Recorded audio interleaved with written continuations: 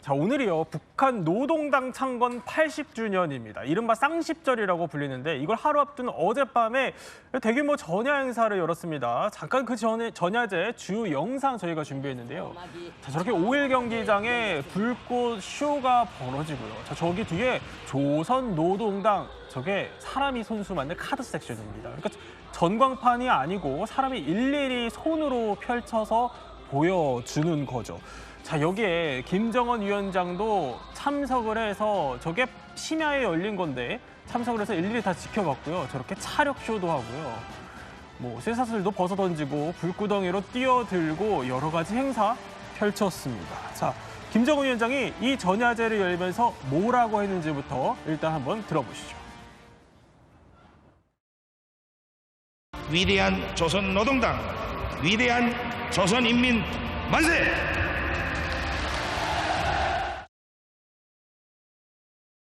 자, 인파만 봐도 어마어마합니다. 오늘 열병식에 대해서 한번 제대로 따져보기 위해서요. 전문가들 모셨는데 그 가운데 특별하게 이 주 베트남 대사관에서 이제 근무하셨던 탈북 외교관 이제 한진명 서기관님 모셨습니다. 안녕하십니까? 네, 안녕하세요. 어서 오십시오. 네, 그 영상 보면은 굉장히 화려해요. 김정은이 작심하고 준비한 것 같은데 과거에 열병식도 직접 참관하신 적이 있다면서요? 예, 제가 2012년 4월 15일 날에 북한 예명성에서 근무할 당시 북한의 열병식에 직접 참가를 하고 그리고 또 북한을 참관하는 많은 외교관과 외국의 초대 손님들을 초청했거든요. 네. 그런 과정 속에서 지속적으로 열병식을 바라보았습니다. 제가. 아니, 직접 보셨으니까 지금은 이제 좀 시간이 흘러서 80주년이거든요. 이 전야 행사 어떻게 보셨어요? 예. 어린이 경기장에서 진행하는 저 집단 체제를 바라보면서 관례적으로 북한은 국제사회에서 인권 문제에 대해서도 많이 이야기를 하잖아요. 그렇지만 북한이 김정은이나 김정일이나 북한의 그 집단주의적인 체제를 더 각인시키고 보여주기 위해서 김정은 주위에 북한 주민들이 뭉쳐 있다 이런 메시지를 주기 위해서 이 집단 체제를 준비한다고 이렇게 이야기할 수 있습니다. 좀 제대로 준비한 것 같습니다. 예, 근데 관례적으로 준비하는 겁니다. 그래요. 예.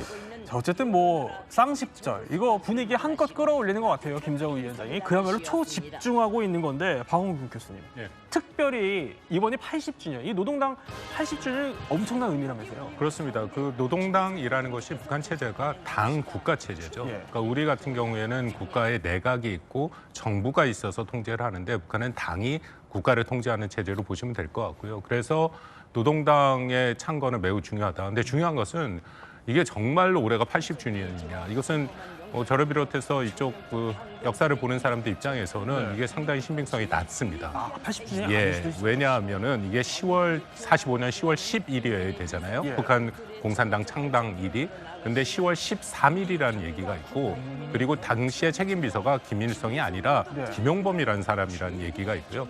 이걸 공식화한 것은 58년에 김일성이 45년 10월 11일을 4월 10일을 노동당 창건일로 해라라고 지시를 해서 그런 거고 고전에 56년에 이제 북한에 많이 알려진 겁니다만 8월 종파 사건이라는 게 있어서 김일성한테 뭔가 이렇게 대응하려고 하는 연합파, 소련파, 그 당시에 남노당파 같은 경우에 그걸 다 숙청한 후에 권력을 쥐고 나서 상징성을 부여했다. 여러분 잘 아시다겠지만 북한의 상징성이 중요하잖아요. 그러니까 10월 10일 딱 떨어지는 숫자. 그러니까 9월 9일이 정권 창건일처럼 그런 식으로 좀 만들어졌다라는 것이 학계의 주류 학설이긴 합니다. 어떻게 보면 진짜 10월 10일이 아닐 수도 있는 거네요. 근데 태상호 기자님, 다들 예상했던 게 심야에 열병식 당연히 할 줄 알았는데 열병식 아직까지도 안 열리고 있어요? 이유가 뭡니까? 여러 가지 내부적인 이유가 있겠지만 가장 중요한 것은 아무래도 기후 사정인 것 같습니다. 얼마 전까지 평양 상공에는 비가 내리고 있었고요. 그리고 지금은 약간 비가 개인 상태고 아마 열병식을 개최를 하게 되면 가장 좋은 시간대가 기후상으로 보면 오늘 밤 11시에서 1시 사이가 될 것이다 라는 게 기후 전문가들의 추측입니다.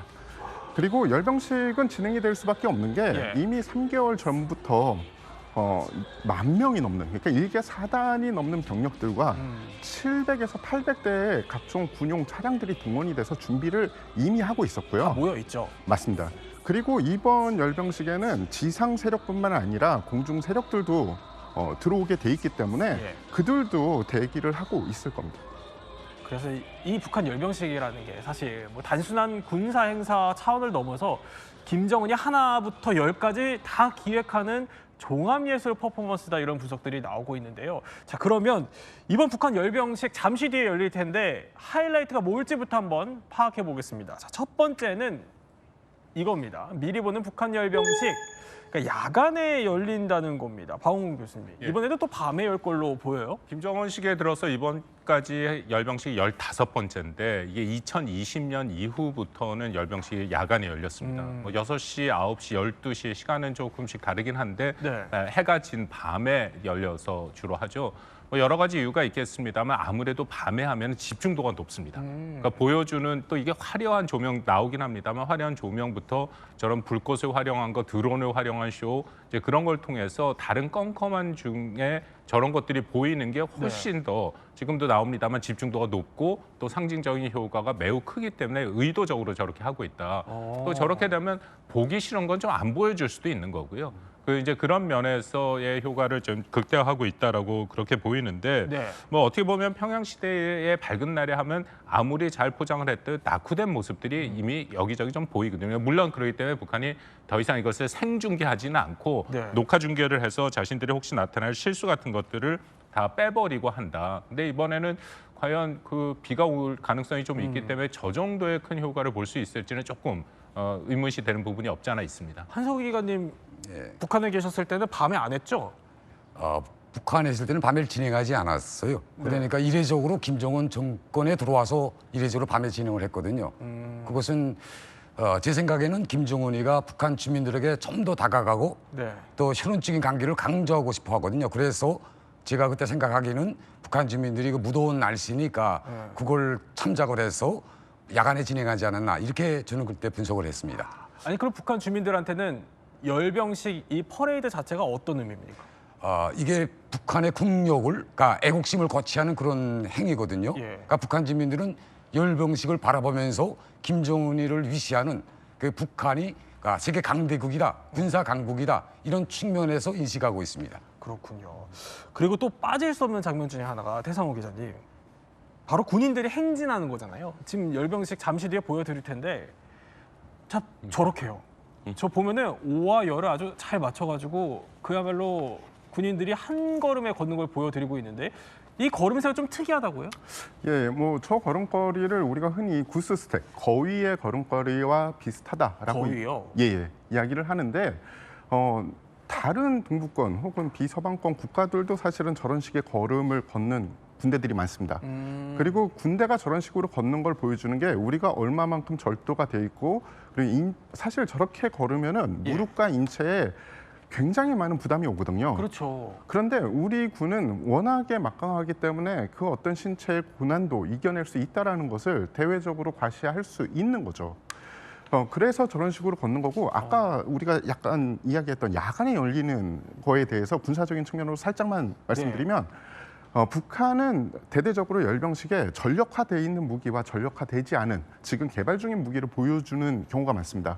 그래서 숨겨야 되는 부분이 있는데 그것들을 야간에는 자신들이 원하는 대로 약간 보안을 유지하면서 숨길 수 있기 때문이다라는 군사적인 해석도 있습니다. 근데 지금 저게 2018년이고 근데 저희 연출진이 한번 찾아보니까 2020년 저 때는 2018년에 비해서 다리 높이가 조금 낮아졌다는 얘기가 있네요. 맞습니다. 이 북한군의 행진 방식이 시대마다 약간씩 변화가 있는데 네. 그것도 아마도 최고 지도자가 자신이 원하는 대로 이 군을 통수를 할 수 있기 때문에 발 높이를 어느 정도로 해라 이런 걸 아마 지령을 내렸을 것 같고요. 북한군은 구스 스텝이긴 하지만 이들은 튀는 듯한 구스 스텝이라고 좀 특이한 발걸음을 하고 있습니다. 아니 그런데 서기관님 저렇게 하려고 그러면 어느 정도로 훈련해야 되는 거예요? 저렇게 훈련을 하려면 예. 우선 그 평양에 오기 전에 한 자기네 군단급에서 석 달 정도 훈련을 합니다. 지방에서. 네. 그리고 그 참가하는 모든 군인들을 평양시로 다시 다 집합을 하거든요. 3개월 전에. 그래서 제가 알기로는 미림 비행장에서 훈련을 하다가 그다음에 이제 예행 훈련을 많이 합니다. 하고 제 생각에는 이전에 벌써 김일성 광장을 두세 번 통과했을 겁니다. 그리고 지금 이제 앞으로 이제 행사를 진행하면서 그 당일날에 행사에서 자기들이 그 위세를 뽐내는 거죠.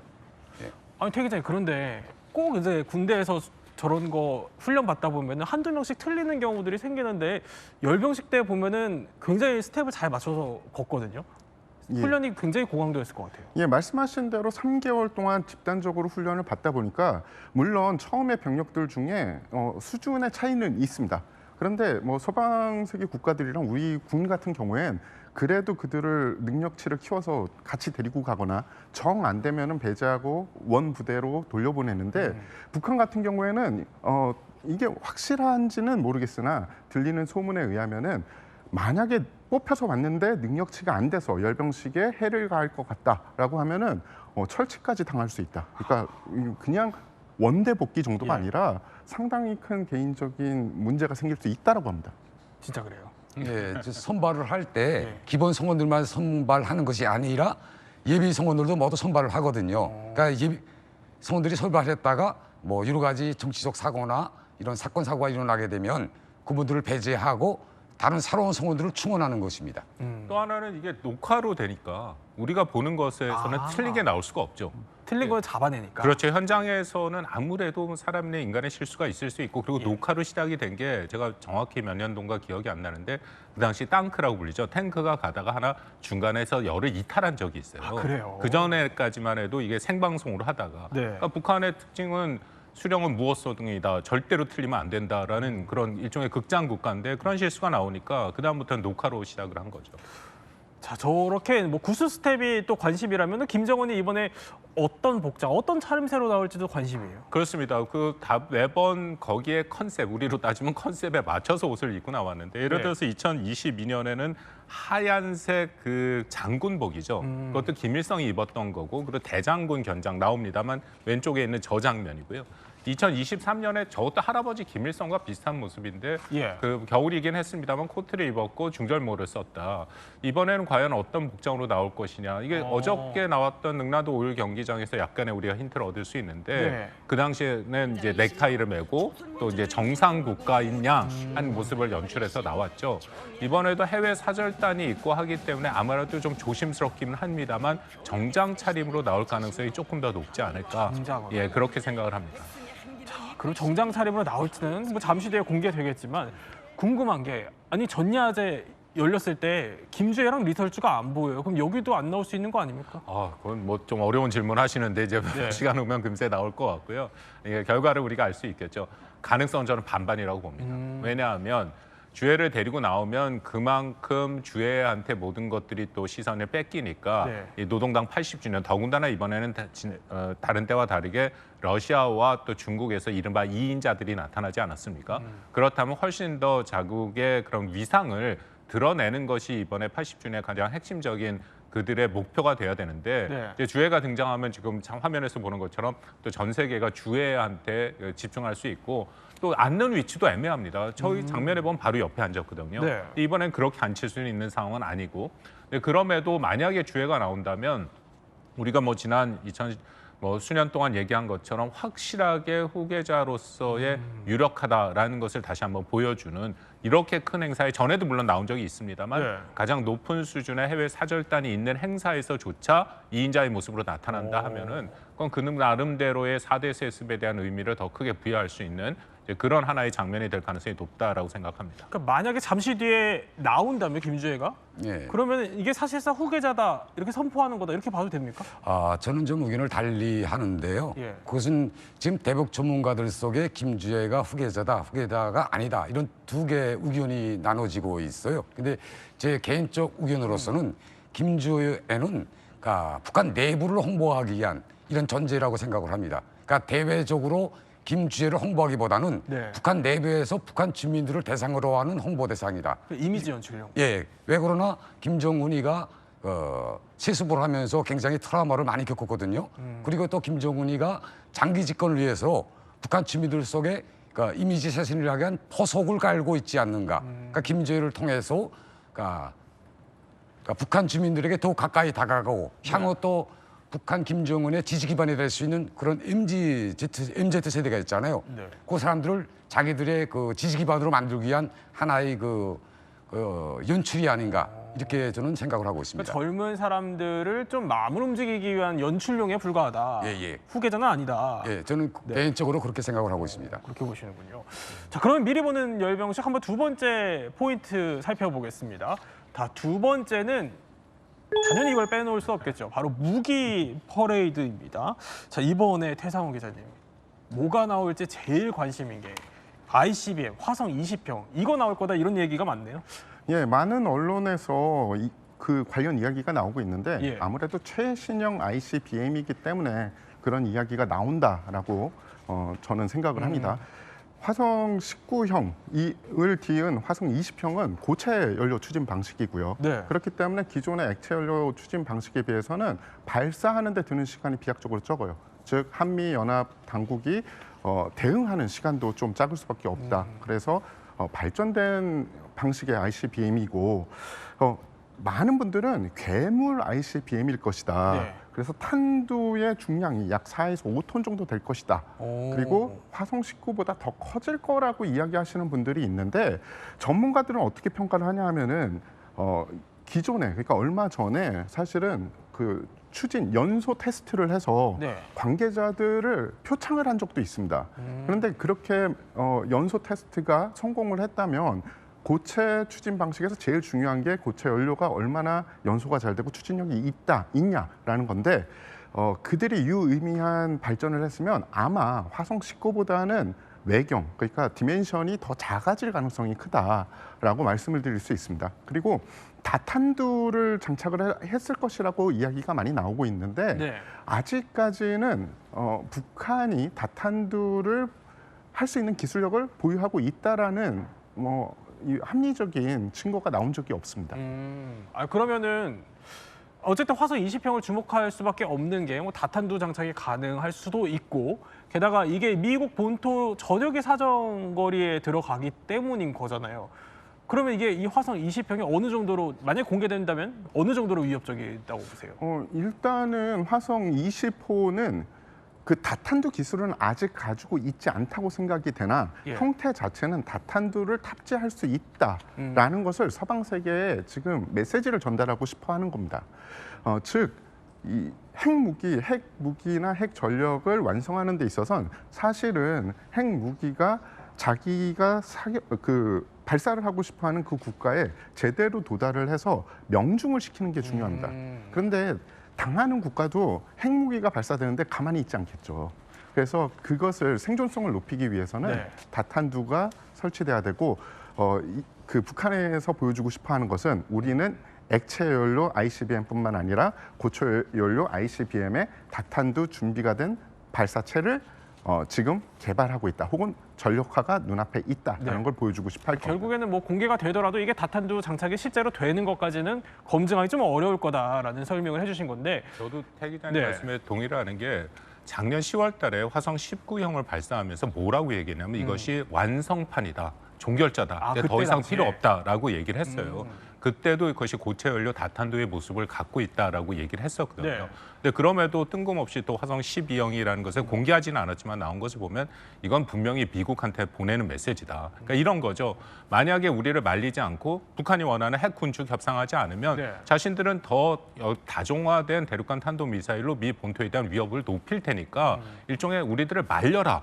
이제 그런 의미가 저는 더 크다라고 생각합니다. 군사적 기술력보다는 협상용으로 그냥 내놓은 거다. 상징성을 더 그만큼 부여하겠다라는 거겠죠. 그러면 또 하나 공개 가능성으로 거론되는 무기가 있어요. 뭐냐면 이 ICBM 얘기를 해봤다면 이번에는 신형 SLBM이라는 겁니다. 자, 저렇게 이게 얼마 전에 열린 무장 전시회인데 이걸 공개해서 이게 어떤 무기입니까?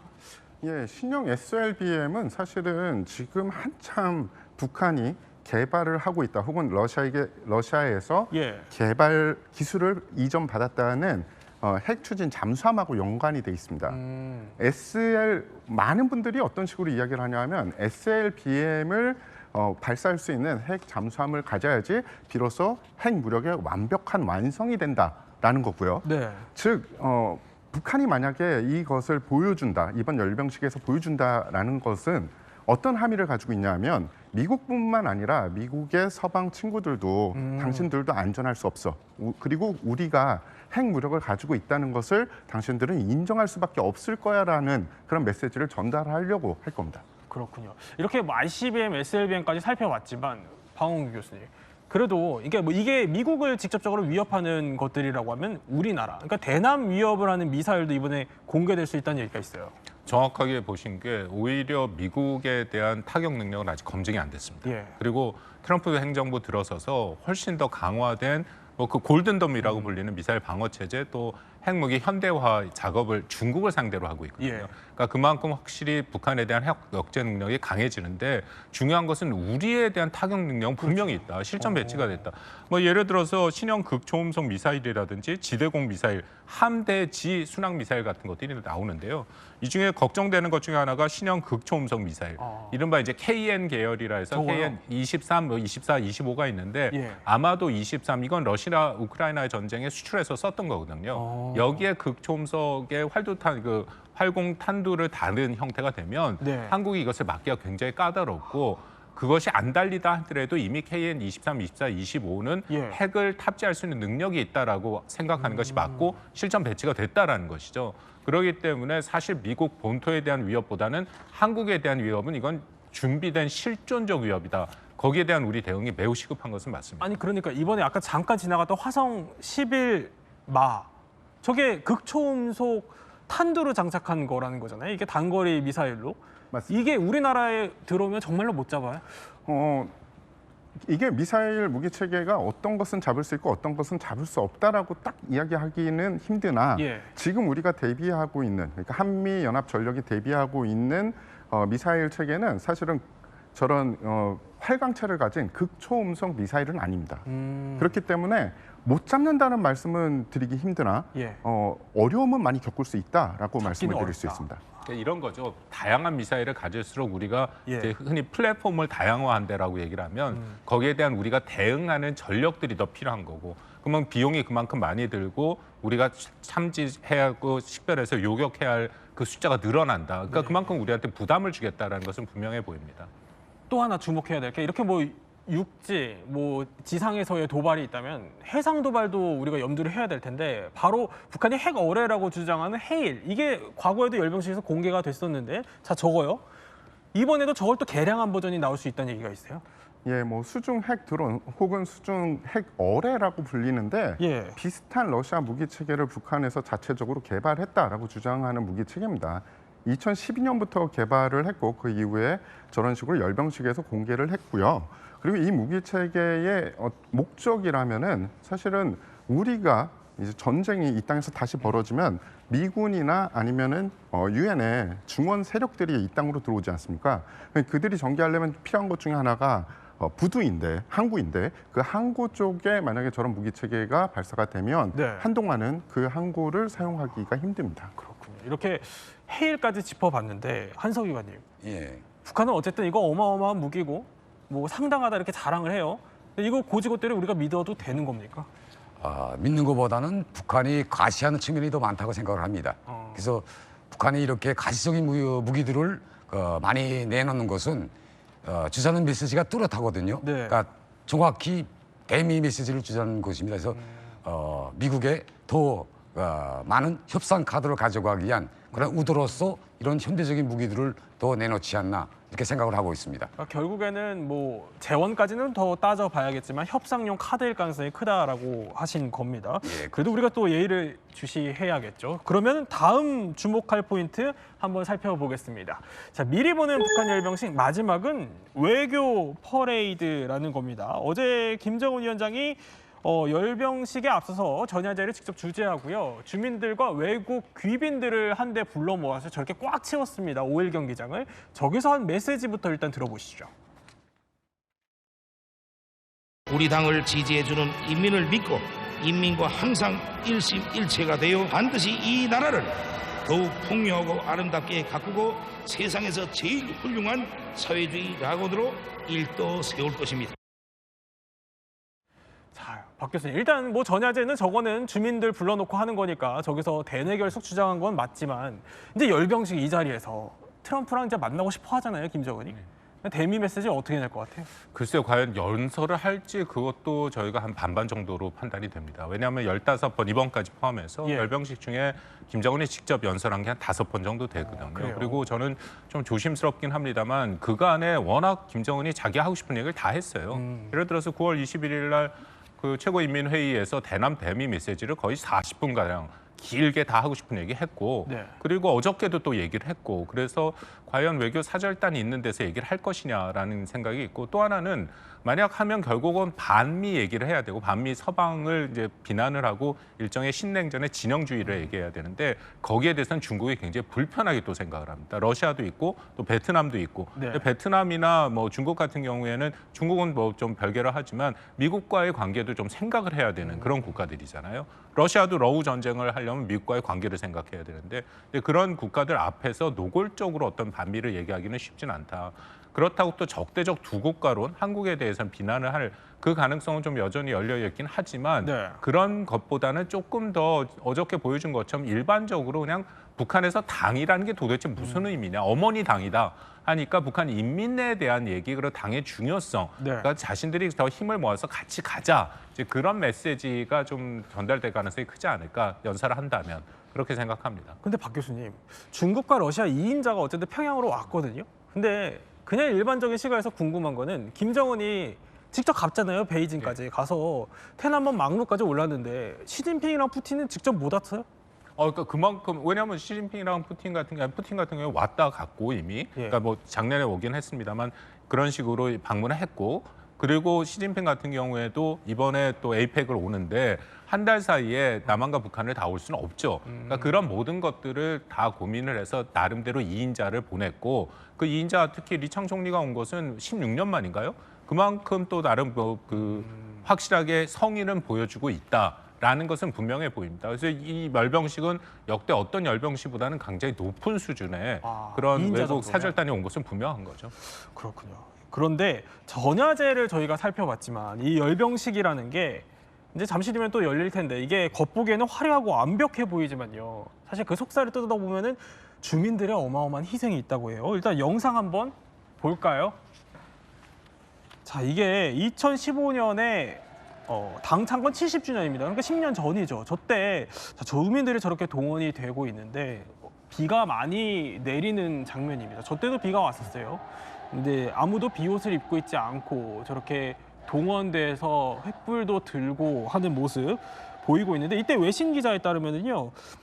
좀 힘든 표정들, 청년들이 뭐 추위를 견디는 표정들이 곳곳에서 포착이 됐다 이런 보도들이 나왔는데 한지명 서기관, 이번에도 지금 평양에서 비가 올 가능성이 크다고 해요. 그럼 주민들이 굉장히 힘들 것 같거든요. 예, 저 열병식을 하는 절차가 있어요. 그러니까 그 전에 그 북한 주민들이 고통받는 그런 실종에 대해서는 이야기하지 않고 전야에 대해서 이야기해 드리면 이 열병식이 진행하기 전날 네. 9시, 10시 정도에 그 현장에 가서 대기를 하고 있습니다. 그러니까 비가 오든 뭐 어떻게 대기를 해야 되거든요. 그리고 또 대기하는 속에서 어디 그 자리 이탈할 수가 없어요. 그리고 새벽에 들어와서 이제 북한의 경호 요원들이 이제 다 검사를 다 진행하고 그다음에 김일성 광장으로 진입을 하는 겁니다. 네. 그리고 또 그 상태에서 지금 상태에서는 대기까지 해야 되는 거거든요. 예. 무기한 대기. 그렇기 때문에 이 속에서 북한 주민들의 고통이 더해지고요. 예. 또 그리고 또 광장 주변에 모든 주민들이 또 집에서 다 나가야 됩니다. 그러니까 그 주변 주민들까지 모두 이틀 동안 고통을 받는 거예요. 이런 환경 속에서 북한이 이런 행사를 진행하다 나니까 그에 따르는 고통이 더 많아질 수밖에 없는 그런 상황입니다. 어떻게 봐도 북한 열병식의 민낯이 아닌가 싶기도 합니다. 자, 세 분과 함께 노동당 창건 80주년 북한의 열병식 숨은 의도와 메시지 한번 분석해봤습니다. 저희는 60초 후에 뵙겠습니다.